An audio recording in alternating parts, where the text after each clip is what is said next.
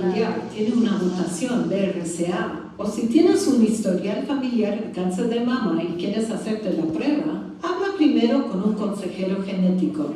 Puedes pedirle una referencia a tu ginecólogo. El consejero te explicará tus riesgos y las opciones de pruebas y tratamiento.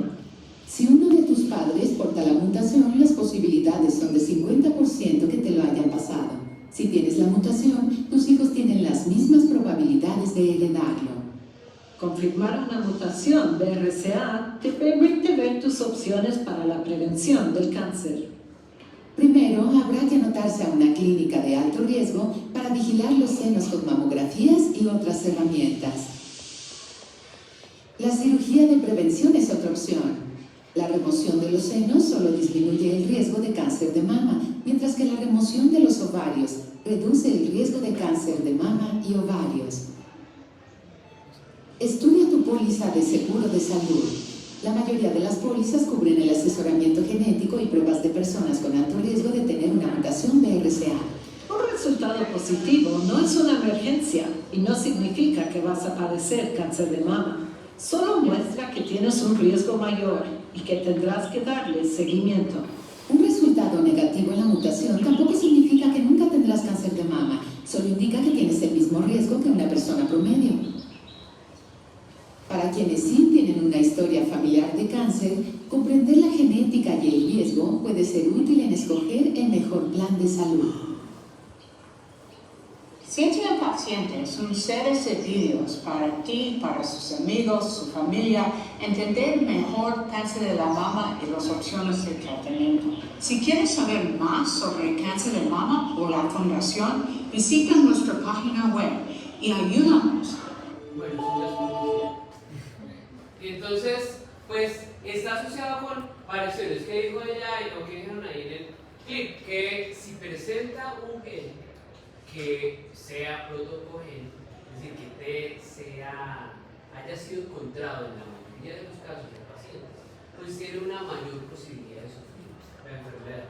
No significa que la va a sufrir sí o sí, porque acuérdense que el cáncer es multifactorial y que hay varias medidas que se deben tomar para poder generar ese control.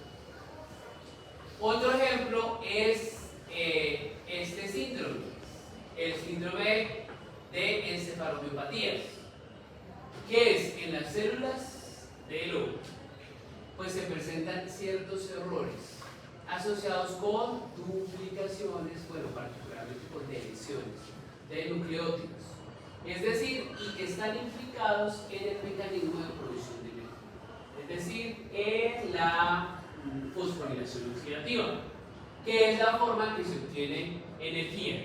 La vez pasada les hablé de la fosforilación oxidativa, donde el oxígeno era el receptor final de electrones, ¿cierto? Y que eso es lo que activaba la ATP sintetasa, y que la ATP sintetasa era la que daba la energía necesaria para los procesos celulares. Entonces el problema ocurre ahí. Hay una pérdida o deleción de gen mitocondrial asociados a la producción de energía.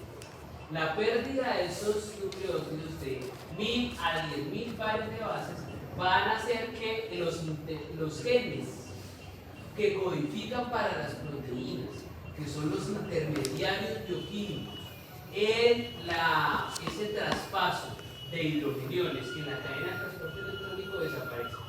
Entre menos intermediarios se presenten en la cadena de transporte electrónico, menos elementos que transmitan esos hidrogeniones, pues menos energética va a ser la producción de ATP por esa ATP sintetasa. Lo que hace es que se reduzca la cantidad de energía necesaria para los movimientos oculares en los ojos. ¿Cómo se identifican las mutaciones? Las mutaciones se identifican con una PCR. Las mutaciones por deleciones o adiciones, aclaro, con una PCR. Entonces lo que nos está mostrando es un gen de electroforesis después de una PCR. Si yo quiero hacer una PCR, la PCR me permite amplificar un segmento de DNA. En el caso de los genes mitocondriales, pues estaríamos intentando, digamos que este es el gen 1, el 2, el 3, el 4, que este corresponda al citocromo B, al coenzima Q, que son los intermediarios. Entonces, si yo pongo un primer acá y pongo otro primer acá y amplifico este fragmento, un gen que no ha sufrido mutación de deleción, pues me va a tener un patrón de bandeo, digamos unas 2000 pares de bases. Pero un gen que ha tenido una deleción de algunos hielos intermediarios, pues el producto de amplificación va a ser menor si es una deleción. Y si es una deleción, pues igual, ¿no? Entonces el fragmento va a ser mucho más largo. Entonces la PCR es una técnica para poder identificar mutaciones en el término de duplicaciones o deleciones. ¿Qué es el caso? Lo que presenta este artículo científico, lo que muestra es la diferencia en el bandeo. Vean que en la segunda imagen, una banda está más abajo que la otra. Y entre más abajo esté, más pequeño es el producto de amplificación. Listo, de extensión de tripletes, que es el síndrome del X frágil. ¿En qué consiste ese síndrome? Entonces va a generar retardo en el desarrollo y está asociado con una duplicación de ese gen. Entonces, los pacientes muestran una metilación en la cinta CPG que induce a la expresión de ese gen diferencial. ¿Qué sucede? Entonces, en ese X frágil, pues vamos a tener un número de copias normal, que es más o menos de 6 nucleótidos a 24 nucleótidos, y cuando se presenta un número excesivo de duplicantes, es decir, número excesivo de repeticiones, pues se va a afectar la maquinaria de replicación, producto de la afectación de la maquinaria de replicación, y por tanto se induce a la expresión incorrecta de proteínas que inducen a la transmutación. Entonces son ejemplos, estamos viendo ejemplos de enfermedades asociadas con repeticiones en tanto, caso de X. Entonces vemos un alelo normal es de 5 a 50, es estable, un alelo premutado de 50 a 200, inestable, y cuando la mutación se presenta de más de 200, pues estamos hablando de que se va a inducir, se va a generar la enfermedad. Atrofia muscular espinobulbar es otra enfermedad causada por repetición ACG. Entonces, síntomas de debilidad, atrofia muscular progresiva, y la mutación va a generar una afectación en la recepción de andrógenos a nivel celular, y se presenta cuando las repeticiones varían entre 40 y 50 años. Es decir, repeticiones. Distrofia miotónica, igual, repeticiones CTG. Heredable, es una enfermedad autosómica dominante. ¿Qué es esa autosómica dominante? Autosómica recesiva. La autosómica dominante es causada, es porque está inducida por un alelo que es dominante, acuérdense de Mendel, ¿no? Dominancia y recesividad. Entonces, las autosómicas dominantes se presentan así solo uno de los alelos esté afectado. Entonces, en heterocigosis se va a presentar. Y las autosómicas recesivas se presentan solo cuando están en homocigosis en recesividad. Es decir, solo cuando están en homocigosis. Aquí está nuevamente Huntington, presenta una enfermedad neurológica, hereditaria, degenerativa, por repeticiones. Es una enfermedad autosómica dominante, es decir, que la probabilidad de que la hereden los descendientes es más alta que las autosómicas recesivas. Entonces se presenta en alta probabilidad del 50%. Y esos son los famosos cuadros de Punnett que se planteaba con Mendel, ¿no?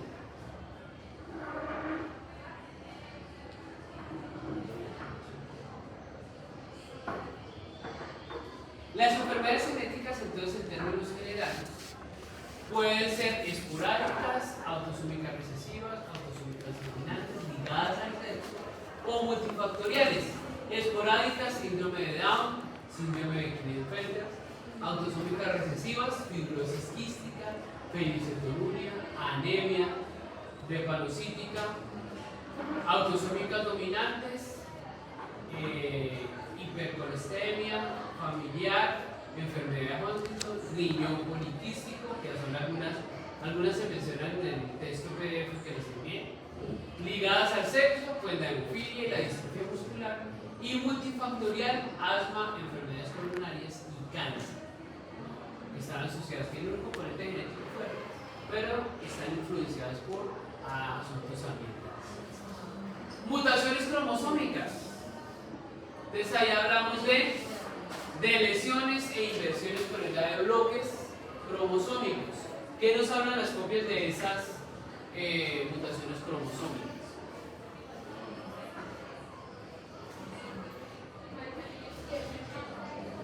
Hablamos de lesiones ya de bloques enteros. Si son mutaciones en tándem, por una adición de lesión o una inversión. Cuando hablamos de inversión es cuando hay cambio de lugar en el mismo cromosoma o de un cromosoma a otro. Entonces, inversión, cambio de sentido. Vean cómo están ubicadas A, B, C, D y F. Y están cambiados los sentidos de la estructura. Hablamos de inversiones. Duplicaciones. Quedan cromosomas más largos porque han generado duplicado de un porcentaje muy grande del cromosoma. Translocaciones, lo que estaban mencionando ustedes al principio. Las translocaciones son cambios de posición o trocas entre cromosomas, que si son cromosomas homólogos hablamos de mutaciones de translocación homóloga, y si son de cromosomas diferentes, no homólogos, hablamos de heterólogas particularmente. Y esas mutaciones explicarían los fenómenos en genomas, por ejemplo, de las plantas. Las plantas utilizan mecanismos de duplicación cromosómica para responder a una necesidad o la incapacidad de poderse mover. Entonces hablamos de poliploidías, haploidías, tetraploidías y aneuploidías. Entonces, muchas de esas enfermedades están asociadas a esa presencia o disminución del número de cromosomas. Aneuploidías, entonces son mutaciones que afectan el número determinado de los cromosomas o más, pero sin afectar el juego completo de los cromosomas. Entonces, aneuploidías pueden ser monosomías, trisomías o tetrasomías. Hablamos de trisomía 21 o síndrome de Down. Hablamos de trisomía 18 o síndrome de Edwards. Hablamos de monosomías como el síndrome de Darwin, que afecta el desarrollo en niños. Hablamos de trisomía sexuales o síndrome de triple X. Hablamos que es cromosoma extra y genera infertilidad. De trisomía sexual XXY o síndrome de prima infértil, que ocasiona hipogonadismo y malformaciones metabólicas, y trisomía sexual XY o síndrome de doble Y, y que va a generar problemas de retardo, problemas de aprendizaje, entre otros. Entonces tiene que ver con más cromosomas o menos cromosomas en una posición particular, y genera rasgos particulares. Más común, trisomía 20. Bien, si hablamos de mutaciones inducidas, entonces son mutaciones que son causadas por agentes externos, ¿no? ¿Cuáles son? Bomba nuclear, bomba de uranio, tono, de hidrógeno, de neutrones. En términos generales, las famosas errores o efectos de del ser humano, sobre todo el control de esas plantas de energía nuclear, que es el caso de Chernobyl. También se ha visto que, digamos, con ciertos metabolitos secundarios que producen plantas, ¿no? Digamos, por estrés. Por ejemplo, una vez leí un artículo que hablaba de cuando hubo hambruna, creo que fue en Irlanda, ¿sí? Cultivaban la papa, ¿sí? Pero pues en unas condiciones muy complejas.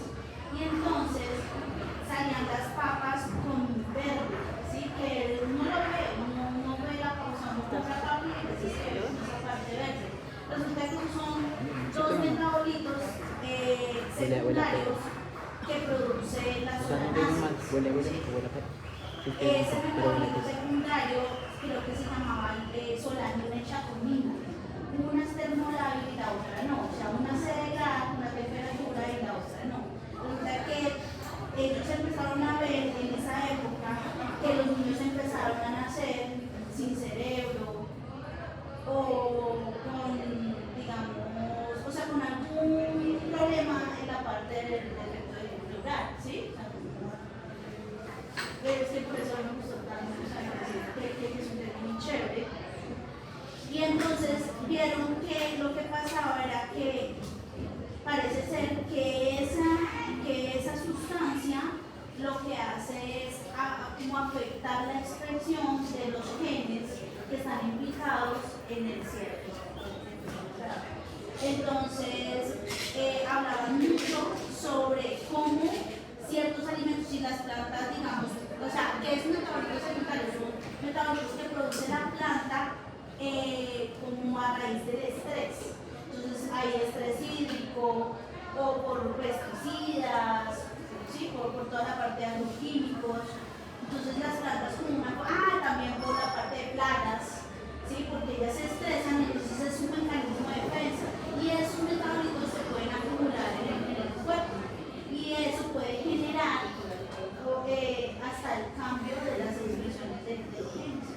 Entonces, pues, a mí, pues eso, o sea, uno piensa en mutaciones inducidas y uno de una vez se remite a, no, que la bomba atómica, que sí.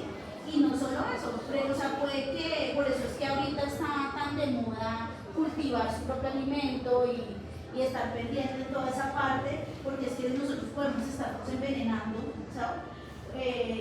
Simplemente pues por comprar como en masa, ¿no? O sea, eso de los tomates, yo me acuerdo mucho que en una charla decían como esos tomates que son rojos, bonitos, a esos tenganles miedo. O sea, usted compre los que pican el insectico, porque el insecto, por sus problemas, exacto, lo que no le vaya a causar daño. Entonces, pues es también pues, muy chévere en cuanto a uno también como apropiarse en eso, ¿no? De cómo nos alimentamos y cómo puede afectar hasta ese punto simplemente un estrés a una planta. Sí, las rutas que menciona Rita son rutas de fitoquímicos, que son todas esas estrategias que tienen las plantas para poder superar el hecho de no movimiento, entonces defenderse de los insectos. Hola, adiós. Ruta de las solanáceas, está la ruta del chicomato, hay unas rutas muy específicas alternativas a la bioquímica básica para producir metabolitos secundarios que son mecanismos de defensa. Y efectivamente eso va a generar modificaciones en la estructura. Entonces, ejemplos, digamos que son los más conocidos, que van a inducir alteraciones en la estructura genética. Mutágenos químicos, entonces las copias les hablan de tres mutágenos o tres mecanismos diferentes por los cuales se afecta la estructura de la base. Entonces hablamos de agentes externos alquilantes, análogos de base e intercalantes. Esos son mutágenos químicos. Y físicos, pues hablamos los que están asociados con el espectro electromagnético, que son las famosas radiaciones ionizantes y no ionizantes. ¿Qué son los agentes alquilantes? ¿Qué les dicen las copias?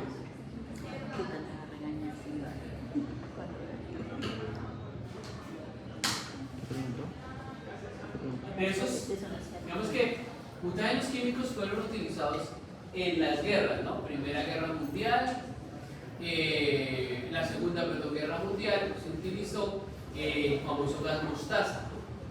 Y ese gas mostaza es un agente mutagénico que induce grupos metilo, entonces es un agente alquilante, modifica las bases nitrogenadas y por tanto genera emparejamientos inespecíficos o emparejamientos erróneos. Es uno de los ejemplos de agentes alquilantes, las mostazas. Y van a generar esos agentes químicos cambios automéricos, las famosas desaminaciones que hemos mencionado, y la adición de radicales libres particulares. Entonces, ¿qué hacen esos agentes mutagénicos? Pueden reemplazar una base por otra pueden alterar la conformación o la estructura química de la base, o pueden definitivamente destruir o dañar la base, generando una afectación en la replicación.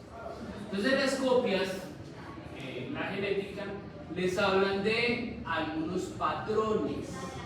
Si bien dijimos que las mutaciones ocurren al azar, se ha encontrado cierta asociación de ciertos agentes químicos con formas de actuación de la mutación.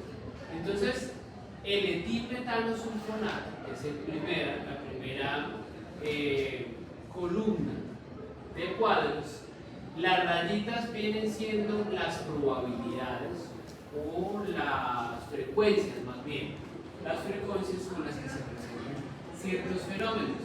Entonces, el etilmetanosulfonato y la ultravioleta regularmente inducen, digo regular porque ahí aparecen 5 cuadritos, ¿no? En la primera columna 5 cuadritos, la mayoría van a inducir a transiciones, con algunos pequeños casos que inducen a otros patrones de transiciones de cambio de guanina citosina por adenosina. El segundo bloque tiene que ver con luz ultravioleta, y entonces ya es más probable que se presenten otras transiciones, pero sigue predominando la transición guanina citosina por adenosina. Y en el último tiene que ver con un químico llamado aflatoxina. Esa aflatoxina induce regularmente a transversiones, es decir, del cambio guanino-citosina por adenina-timina. Y entonces, dentro de la misma categoría podemos hablar de diferentes frecuencias en que se presenten esos mecanismos. Ahí está la estructura química del etilmetanosulfonato y la de la aflatoxina B1. Listo, dijimos que los mecanismos son reemplazo de una base por otra, alteración de una base o daño de una base. Es lo que va a explicar los mecanismos de mutaciones. ¿Qué son los análogos de base? ¿Qué les llevan sobre análogos de base? Que se parecen a las bases. Los compuestos que tienen estructura muy similar a las bases tienen los famosos dobles anillos, la estructura planar, y entonces pueden reemplazar esas bases. El ejemplo que les muestro las copias es el 5-bromuracilo. Vean la estructura del 5-bromuracilo. ¿Qué parece? Pareciera una timina, ¿no? Solo que en lugar del grupo metilo va a tener un bromo. Entonces es un análogo de la timina, y cuando se encuentra en forma cetónica se comporta como ¿qué? Como timina. Pero cuando se encuentra en forma enólica, es decir, por protonada, entonces va a actuar de manera incorrecta y va a generar un emparejamiento incorrecto, que es la unión con la guanina, y por tanto nos va a permitir la entrada de la guanina, que a su vez en la segunda división va a permitir la citosina, y entonces nos va a generar una línea germinal mutante. Aquí tenemos el ejemplo del 5-bromuracilo, normalmente es timina con adenina. Luego la modificación, la inclusión de ese 5-bromuracilo, que en un 50% se va a constituir la probabilidad de unirse con la adenina, pero también la posibilidad de, en su forma enólica, de unirse con la guanina. Entonces nos va a generar toda una línea de mutantes. Entonces es una forma de inducción a la transición. Otro ejemplo es la 2-amilopurina, que es análogo de la adenina. Entonces normalmente se comporta como adenina, pero uniendo timinas, pero cuando está en su forma protonada se va a convertir o se va a unir con la citosina, induciendo a transiciones también. ¿Qué dice? Bueno. Y eso va a generar emparejamientos erróneos o emparejamientos inespecíficos. Agentes alquilantes. ¿Qué hacen los agentes alquilantes?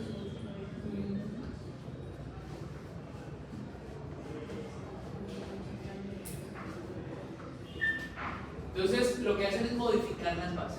¿Qué le puso? ¿Qué bueno le puso a esa guanina, le introdujo etilo.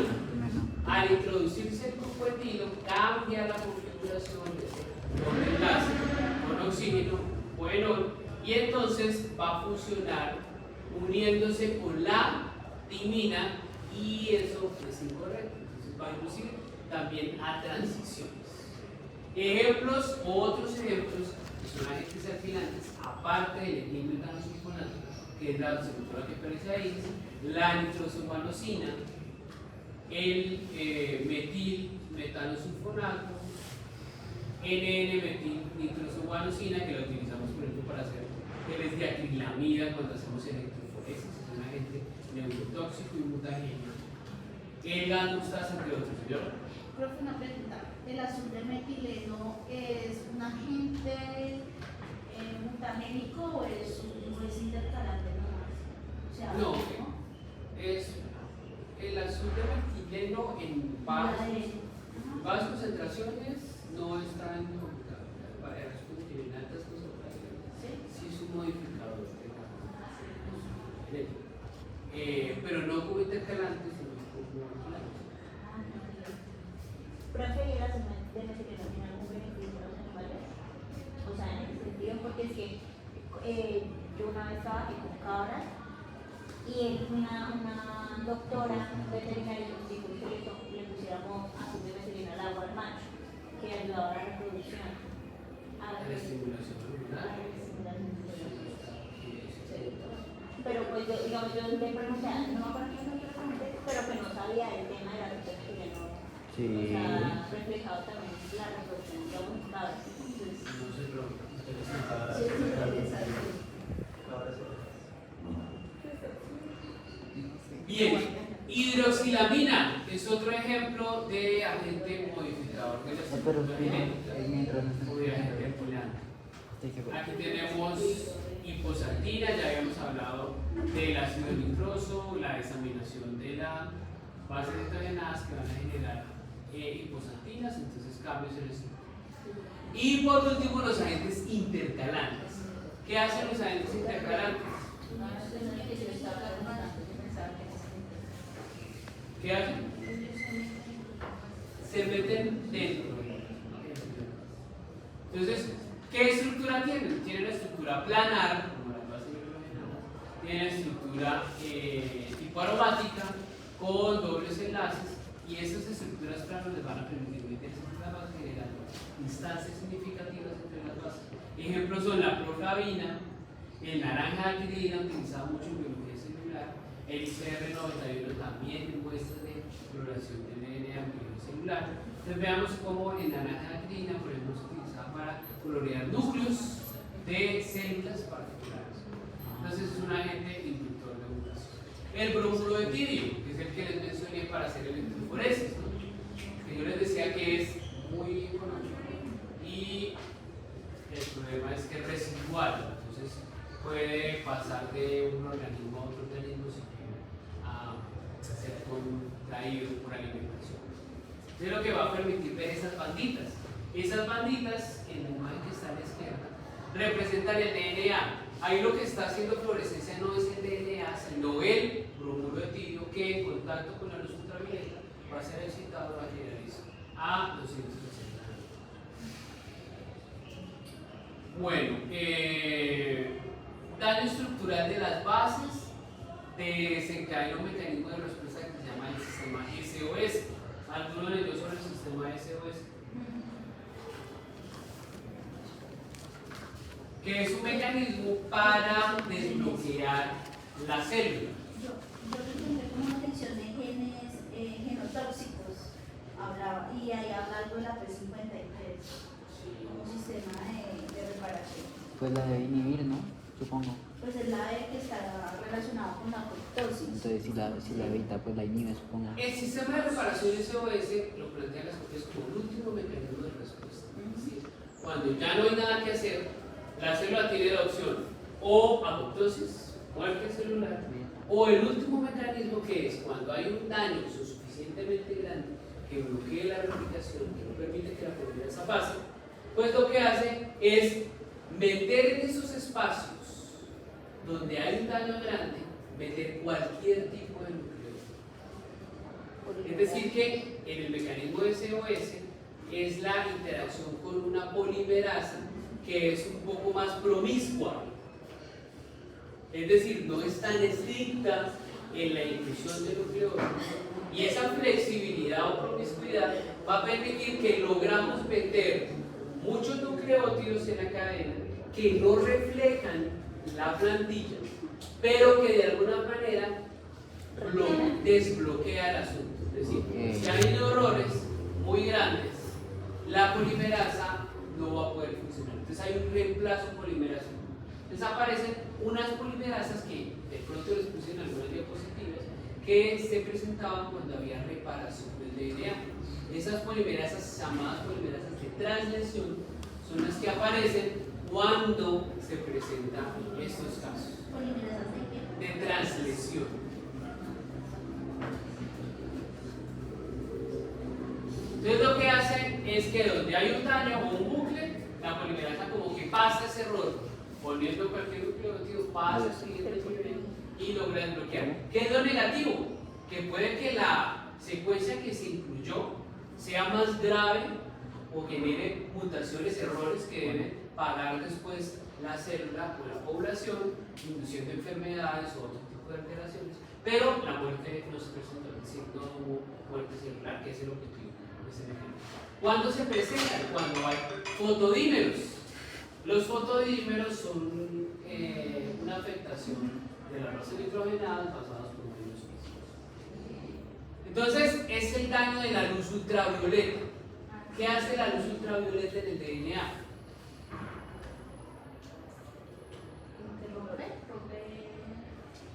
La luz ultravioleta genera fotodímeros, que son bucles. Entonces, hace que se unan las bases nitrogenadas en la misma hebra, generando dímeros de timina o dímeros de pirimidina. Entonces va a generar esas opciones. Esta es una hebra, la parte de arriba es una hebra de DNA, tiene dos bases nitrogenadas y va a generar un enlace base-base, de modo que se genera un bucle. El enlace base-base puede ser de ciclobutano o puede ser por un producto 6,4 de fotodímeros, es decir, la unión de el 6' con el 4. Y eso hace parte de las radiaciones. De las radiaciones pueden ser particuladas electromagnéticas, pueden ser ionizantes o no ionizantes.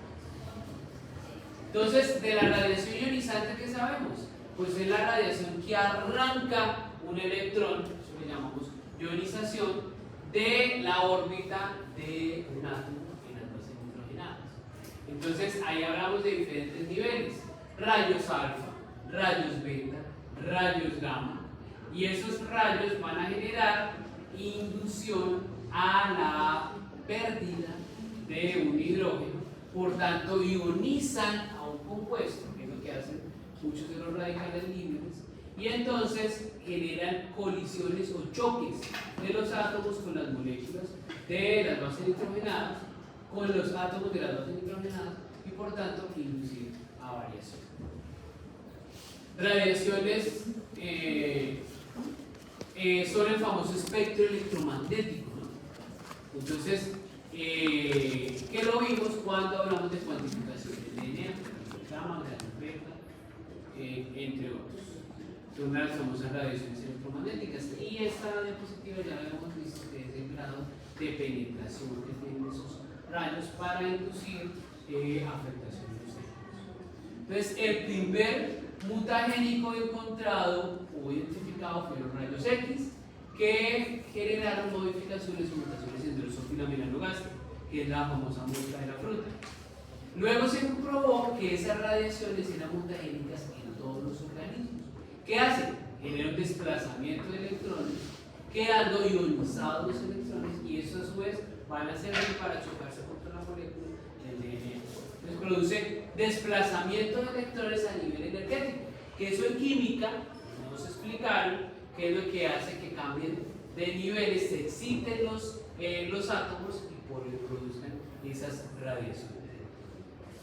Entonces, van a generar una alteración en el enlace glucosídeo de las secuencias, generando sitios apurínicos, por ejemplo.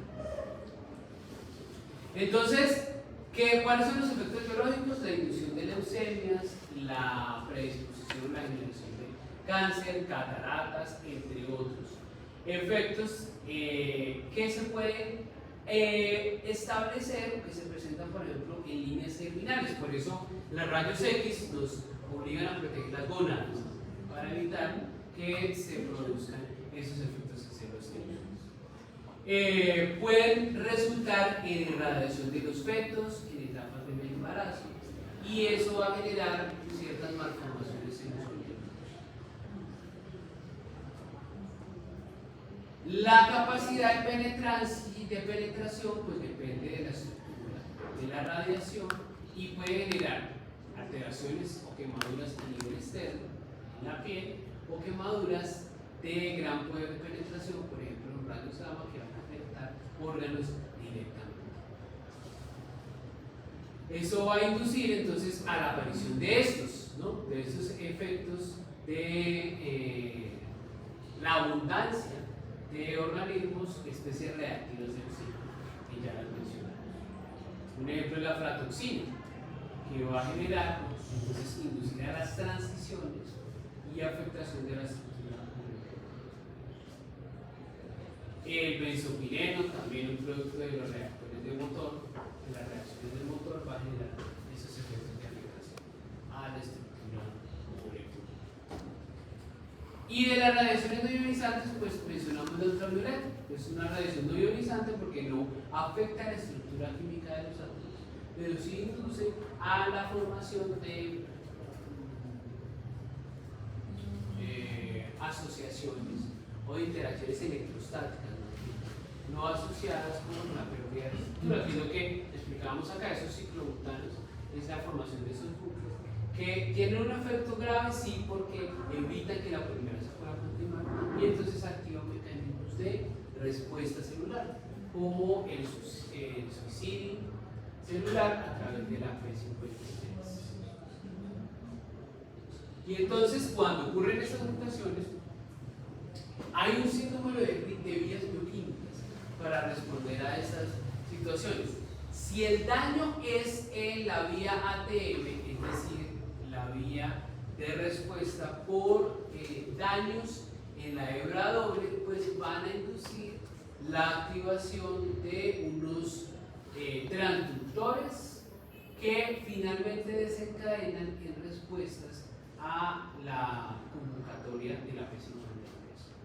Si es de la vía sencilla, pues los transductores, los mediadores, son diferentes. Eso ya es un poco de bioquímica compleja, pero finalmente lo que hace es la activación de P53, que tiene 4 respuestas particulares, que es la reparación a través de las vías que se explican en los textos, que son la vía NER, la vía BER. Eso es reparación de nucleótidos específicos, reparación de doble cadena, reparación por mismatch, reparación. Entonces son unas vías que vamos a ver más adelante.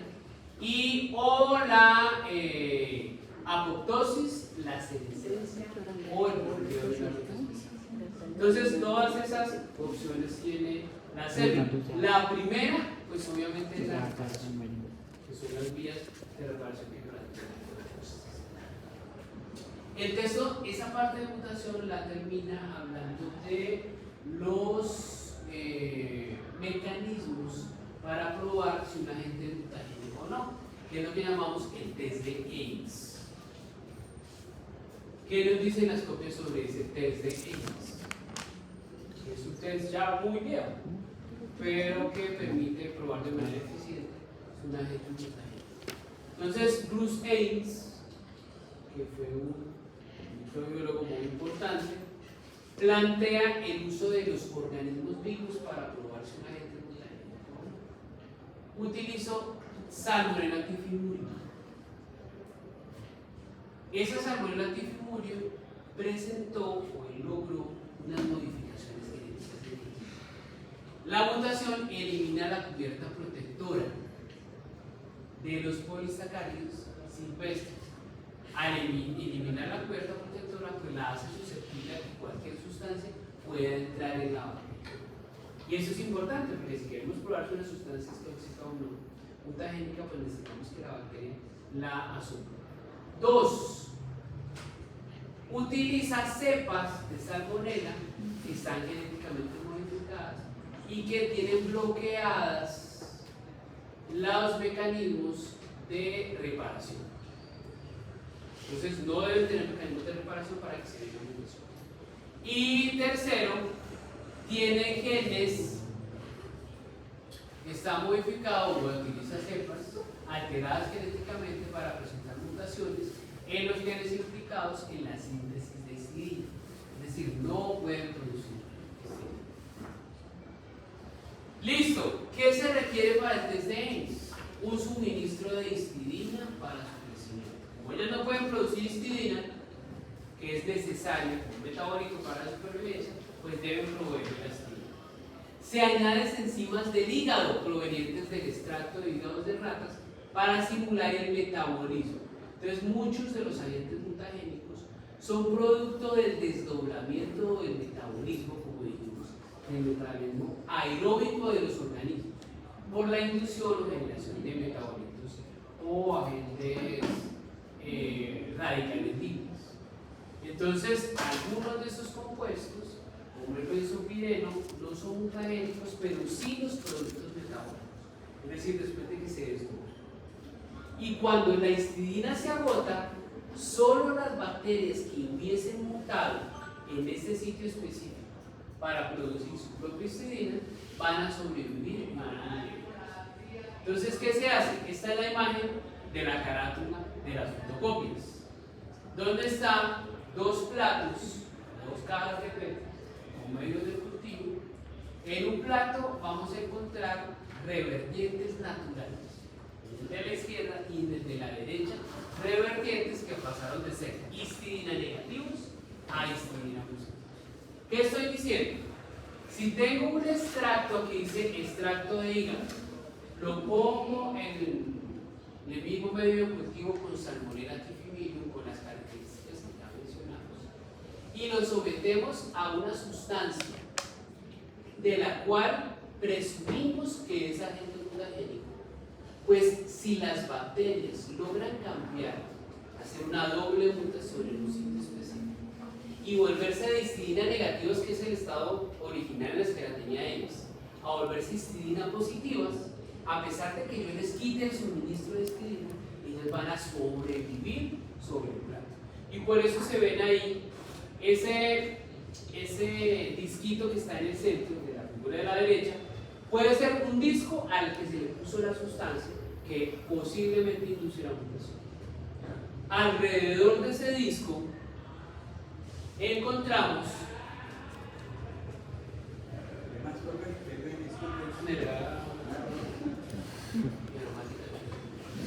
entonces, si tenemos ese disco al que le pusimos la sustancia que estamos probando si tiene la mutación y vemos que crece alrededor de UFC, es decir, unidades formadoras de colonia, que son las que se ven alrededor, podemos decir que la sustancia sí induce la mutación porque vuelve a las bacterias que fueran histidina negativas a histidina positivas. O sea que Es decir, que si es positivo. Si no es cáncer, si no es mutagénica, simplemente no aparecería nada. No, no crecería. Nada, o sea, Aparecerían esos puntitos que aparecen a la izquierda. La izquierda es un control negativo, que son revertientes naturales. Lo que pasa es que en la naturaleza, como dijo Jurassic Park, se abre camino, siempre hay internos. Entonces crecen algunas que otras bacterias, pero no en masa. Se ve como rarita, ¿verdad? En la derecha. Entonces veríamos revertientes naturales, pero no el grupo de bacterias en masa que crece alrededor del disco. En este caso, la prueba negativa es la de la izquierda, la prueba positiva es la de la derecha. Y así, eso es parecido como un antibiograma, ¿no? Como cuando se necesita probar si un antibiótico induce la muerte a nivel celular, pues se ponen esos disquitos, se ponen la sustancia y se ponen a crecer el grupo de bacterias. Cuando se genera una inhibición Aquí es el caso contrario, es un halo de inhibición, pues puedo decir que el antibiótico es positivo. Es decir, afecta, es de amplio espectro y mata esa población bacteriana. Eso es lo que se hace en los hospitales. Mientras se hace ese antibiograma, pues es donde el paciente ahí quedó. Sale el resultado del antibiótico y no se logra conseguir un antibiótico lo suficientemente fuerte. Listo. Entonces, si mencionáramos como una especie de resumen de los mecanismos de mutación, pues tendríamos que hablar que las mutaciones pueden ser espontáneas o inducidas. Es de los dos grupos que aparecen ahí. Y si son espontáneas, pueden ocurrir por errores en la replicación. Hablamos de tautómeros, hablamos de las formas ceto, de las formenol, que van a inducir a posibles transiciones y transversiones. Hablamos de elementos genéticos transponibles, que no los mencionamos ahí, pero que también inducen o son inductores a la mutación. O lesiones espontáneas o daños de forma natural, que puede ser destaminación o despurinación, y entonces hablamos de las glucosinasas de uracilo, los puntos calientes de mutaciones. Pregunta, gen saltarín. Transposones. Los genes saltarinos, me preguntan por los genes saltarinos. Los genes saltarinos son los transposones. Secuencias que Barbara Magnus descubrió que es como si tuvieran vida propia y saltaran de un lado a otro, volviéndose interruptores de la expresión génica o activadores de otros genes. Pero eso lo vemos a profundidad en recombinación. Bien, esos tautómeros pueden generar cambios en la estructura, secuencias repetidas y estabilizadas por el modelo de Steinsen. Pueden generar deleciones o duplicaciones.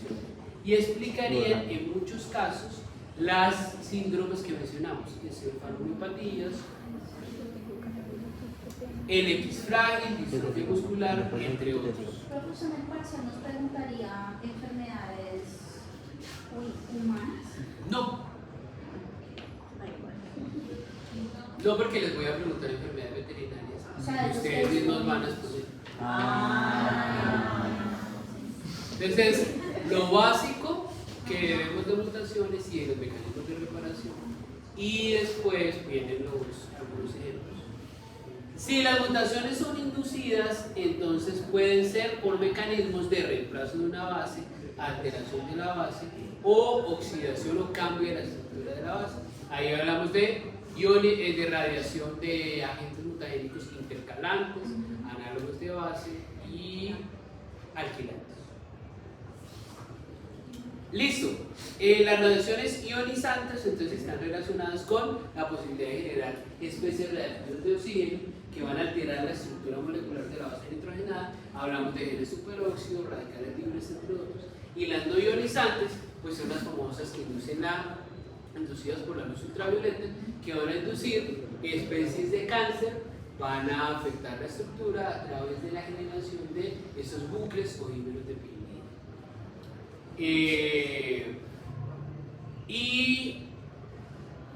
Lo terminan las copias con las evaluaciones de la capacidad mutadora a través del test de Ames. En cuanto a la reparación del DNA, pues hablamos vamos a hablar de mecanismos de prevención de errores, que es lo que hace la polimerasa. Mecanismos de reparación durante la replicación, y hablamos de glucosidasas de uracilo, nucleasas alquilinas, sistema GO, hipermutabilidad, que es lo que ocurre en el virus, y reparación por replicativa a través del sistema de reparación SOS, y los mecanismos REMA, entre otros. Sí, porque lo he hecho varias veces. Entonces, cuando hay un daño del DNA, vean esta diapositiva, la reparación puede ser directa del daño, puede ser inducida por un mecanismo llamado mecanismo de mismatch, que es mecanismo de emparejamiento erróneo, un mecanismo de reparación de nucleótidos, un mecanismo de reparación de bases, un mecanismo de reparación por mecanismo recombinante y un mecanismo de reparación no recombinante. Entonces, la prevención de errores se hace con, ¿qué es prevención? Profilaxis, antes de que ocurra la mutación.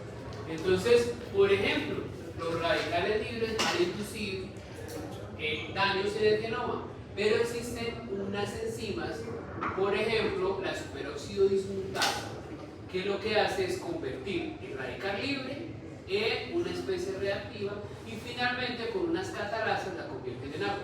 Entonces, le quita la complejidad a la estructura.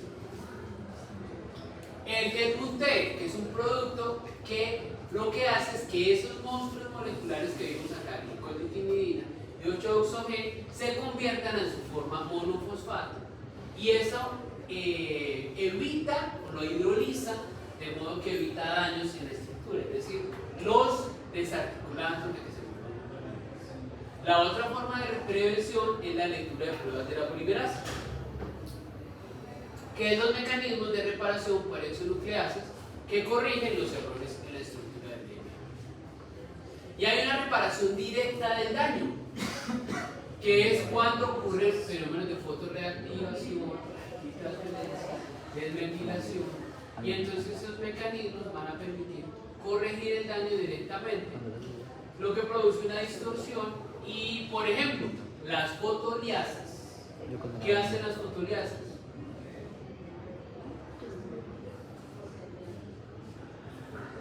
Por un daño causado por la luz ultravioleta, que son los fibros de pirimidina, pues una enzima que es una fotoliasa rompe esas uniones covalentes de las fibras de pirimidina para reparar la estructura y devolverla a su estado original. Otros son las transferasas de grupos alquilo, que hacen la reparación directa del daño, eliminando el grupo metilo que se agregó. Esas transferasas de grupos alquilo lo que hacen es, si el grupo alquilo se le metió a la base nitrogenada, pues ellas recogen esos grupos alquilo, se cargan con los grupos alquilo y liberan al DNA de su estructura, lo devuelven a su estructura original. El problema es que esas enzimas pues se saturan. Si hay muchos fenómenos de alquilación, pues las enzimas no darían respuesta, no podrían responder a la necesidad. Bueno, mecanismos de reparación indirecta, entonces son los reparación por emparejamientos erróneos, que hacen ciertas enzimas, por ejemplo, para la replicación. Esas enzimas reconocen las pares de bases y van apareadas y eliminan la incorrecta a través de la acción de reconocimiento por las metiltransferasas. Entonces, acuérdense de las metiltransferasas. Hay unas vías generales de reparación que son las vías de reparación por escisión o por corte. Entonces lo que hacen es la reparación por extinción de nucleótidos. Entonces lo que hacen esas vías es escindir, cortar una secuencia que ha sido dañada y reemplazarla por una secuencia correcta. Entonces corrigir daños oxidativos y eso es utilizado por la célula para evitar una de esas correcciones son las famosas reparación por glucosidasas. Las glucosidasas son enzimas que rompen enlaces glucosídicos. Entonces, ante la introducción de una base nitrogenada incorrecta, pues lo más fácil es generar unos sitios apurínicos. Es decir, quitamos las bases nitrogenadas incorrectas, dejamos esos sitios sin bases nitrogenadas, como aparece acá, y luego eso es reemplazado por unas glucosidasas. El ejemplo típico es la glucosidasa de uracilo, que reconoce y quita el uracilo producido por la desaminación de la citosina, que eran los puntos calientes mutacionales que habíamos mencionado. Entonces, deja el hueco y entonces induce a la restitución por esas glucosidasas. La reparación por nucleasas AP. Entonces, cuando se generan esos sitios aponímicos, pues se induce el reconocimiento. La reparación, una endonucleasa reconoce la secuencia que tiene sitio aponímico, corta en sus extremos, elimina esas secuencias y reemplaza utilizando una polimerasa y una ligasa para reparar.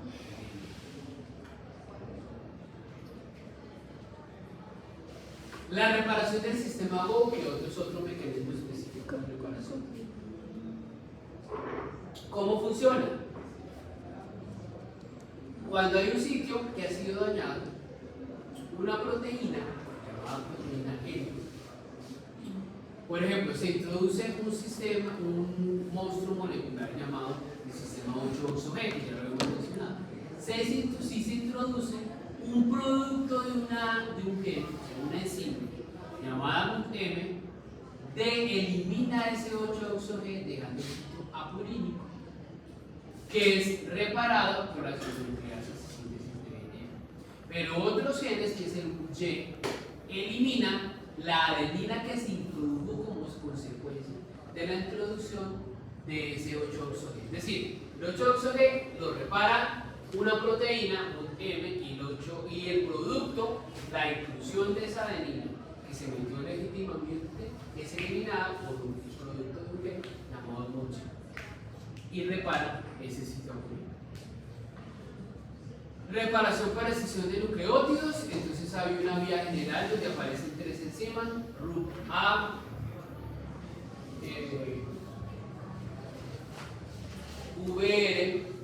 VRA y VRB, que reconocen unos sitios específicos de daño. Entonces hay un reconocimiento de una estructura molecular dañada, es decir, una base molecular dañada.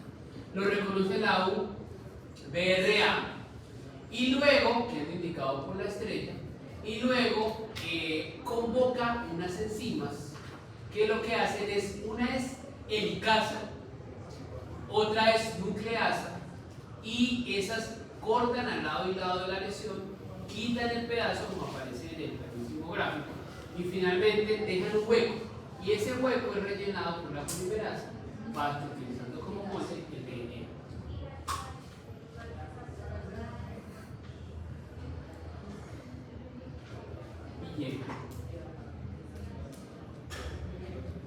Hay un sistema de reparación acoplado a la transcripción, que es el mecanismo de reparación en eucariotas. Entonces, identifica o reconoce utilizando 4 complejos de reparación, muchos de ellos asociados a la transcripción. Entonces, se convocan algunas helicasas, muchas enzimas son utilizadas, nucleasas y helicasas, para la reparación, y una de ellas es un complejo asociado con la transcripción. Entonces, cuando se va a realizar la transcripción, se utilizan algunos sistemas integrados, que son los factores de transcripción 2. Los traemos a colación sin ver transcripción porque son convocados por los mecanismos de reparación para hacer reconocimiento de secuencias específicas. Entonces, actúan unas helicasas que estarían asociados a los factores de transcripción y las copias terminan hablando de los mecanismos de reparación de doble cadena a través de mecanismos de reparación por recombinación homóloga o por recombinación heteróloga. ¿Qué es recombinación? Recombinación es combinación de secuencias, ¿no? De secuencias. Cuando hay un daño en una hebra, imagínense en la mente la hebra 5', 3', las hebras hermanas son hebras homólogas. Hay cromosomas también homólogos. Cuando la reparación es utilizando como base o como plantilla una hebra homóloga, hablamos de recombinación. Eso ocurre cuando el daño es muy grande, que se pierden las dos hebras, se pierde toda la cadena de DNA. Pues no todas. Me refiero al paquete doble, la hebra complementaria, y entonces al no tener hebra complementaria, pues la polimerasa que va a hacer la reparación no va a saber cuál es el molde para rellenar ese espacio. Entonces la célula utiliza mecanismos de recombinación. La hermana se refiere a la La complementaria. De la replicación o a la que está. Con la que va a generar match. Es decir, hebra 5', 3', la hermana es su sentido 3'. La hebra homóloga sería un cromosoma homólogo, ¿no? Porque cada cromosoma es una hebra de DNA super empaquetada, super nucleada y organizada en esa estructura del cromosoma. Entonces, los cromosomas pueden ser homólogos ¿cierto? Que vienen en parejas en los cariotipos. Pero puede ser heterólogos, estamos hablando de otro cromosoma que no está asociado con ese cromosoma. Entonces, cuando utilizo como monte hebras homólogas, hablo de recombinación, de reparación por recombinación. ¿Podría explicar eso? Dibujadito. Es decir, este es un cromosoma. Cada cromosoma es una hebra de DNA doble, ¿no? Con sus sentidos en prima 3' y 3'. Cuando hay un daño muy grande en la estructura que afecta, por ejemplo, todo este bloque, si afectara una sola hebra, pues lo normal es que la hebra complementaria sirva como monte para rellenar un espacio que estoy generando acá, si se dañara acá. Pero como no tengo un testigo, una hebra monte, para que la polimerasa pueda utilizarla como monte y reparar, pues entonces pierdo todo esto. ¿Qué hace la célula? Va a recurrir a través de los mecanismos de recombinación por una enzima que se llama RECA, que la vamos a ver más adelante. Ella va y busca regiones complementarias en un cromosoma homólogo, o sea, la parejita, el cariotipo, acuérdense que vienen de a dos. Son las cromatías hermanas. Estas son las cromátides. Cromosoma homólogo va a utilizarlo como monte para recombinación. Si no tiene la forma de utilizarlo con recombinación homóloga, pues lo va a hacer con recombinación heteróloga o de extremos no homólogos. Entonces va a coger cualquier región del cromosoma y lo va a utilizar como monte para recombinación. Entonces, lo mejor sería cromosomas homólogos, porque voy a tener estructuras de secuencias muy similares. Pero, o sea, que esa reparación por extremos no homólogos puede generar también algo, o sea, no. Claro, va a inducir a mutaciones, pero logra salvar la estructura molecular, es decir, que se presenten daños que permitan la pérdida de un gran segmento, va a parar sí o sí la replicación. Pero esto va a permitir salvar, induciendo a la... Lo que pasa con el sector de S1 y S2, algo así, de mamá. Que es lo que se complementan para curarse. Sí, para, digamos que la palabra sería curarse, como tratar de saltar ese problema grave y ya luego se convocan otros mecanismos de reparación a ver si se logra solventar. Listo, y termina con el mecanismo SOS, que es el que ya vimos. Es el último mecanismo de reparación, generan síntesis de rutas de reparación y se requieren proteínas bypass para que se dé el mecanismo. Entonces, SOS es ante una calamidad de daño masivo, vamos a utilizar una respuesta de emergencia. Los mecanismos de emergencia requieren la expresión génica de unas proteínas que están implicadas en la reparación y no se encuentran en el mecanismo habitual. Entonces, aparece una polimerasa llamada polimerasa bypass que reemplaza a la polimerasa 3, rellena el espacio, esa es la que yo digo que es promiscua, porque va a generar la inclusión de nucleótidos cualquiera, para poder rellenar ese espacio. Es un proceso proclive al error, por lo tanto es mutagénico, es una reparación mutadora. Entonces, en ese sistema SOS se van a producir proteínas que no estaban, es decir, la expresión de alrededor de 60 genes que están incluidas en la reparación de la proteína. Va a aparecer una enzima, la proteína A y la proteína LEX-A, que ayudan a la inducción de la expresión de esos genes. Entonces, en esa respuesta SOS se induce la reparación por excisión VR, que ya la habíamos visto, para cortar los extremos. Hay recombinación con la enzima RECA, participa una polimerasa bypass, plantea el bloqueo de la división celular para poder hacer la reparación, van a participar polimerasas de reparación de transmisión y van a ser activados hasta 31 minutos. Y ahí aparecen los genes que se activan y las proteínas que codifican, VRA, VRB, RC, proteínas asociadas a la inhibición de la división celular, entre otros genes particulares. Entonces, nos preguntarías algo así como tan específico. ¿Cómo se llama el ciclo? Sí. Eso es lo que llamamos síntesis por translección. Entonces aparecen unas proteínas que han sido encontradas evolutivamente en Escherichia coli, Saccharomyces cerevisiae, que es la levadura, y el Homo sapiens. Esas proteínas de esa translección son proteínas que logran suplir una situación de enfermedad. Termina hablando de mutaciones mutadoras. Escherichia coli. Entonces la tasa de mutación de Escherichia coli es mucho más alta que en otros.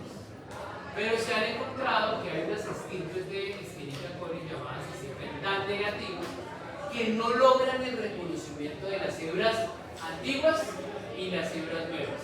¿Se acuerdan que era muy importante la metilación para saber cuáles eran las células antiguas? Pues estas estirpes de E. coli, Escherichia coli, pues carecen de esa capacidad de reconocer porque tienen dañadas las proteínas ventiladoras, entonces no pueden reconocer las secuencias. Y lo último es el reconocimiento de que los virus tienden a mutar más que el resto de organismos porque ellos no tienen maquinaria de reparación. La transcripción y la traducción tienen lectura de prueba, porque ¿quién hace la transcripción y la traducción de los virus? Las células huésped. Como las células huésped no reconocen como propio ese genoma, pues no tienen mecanismos de reparación. Por tanto, los virus no son reparados en la estructura cuando se cometen errores. Aquí aparecen entonces los mecanismos comparativos de reparación. La detoxificación, un ejemplo es la superoxidasa mutasa. El tipo de reparación impide la formación de las lesiones oxidativas y el mecanismo es la conversión de peróxido en superóxido y luego por las catarasas en agua. Es un mecanismo profiláctico. La eliminación directa, ejemplo, la transferasa de glucosa al kilo, que quita el glucosa al kilo, las fotoliasas que reparan los dímeros de pirimidina y esos son mecanismos directos. La extinción general, pues el sistema VRA-BC, que corta lesiones específicas del DNA generados por daños importantes y repara la hebra particular.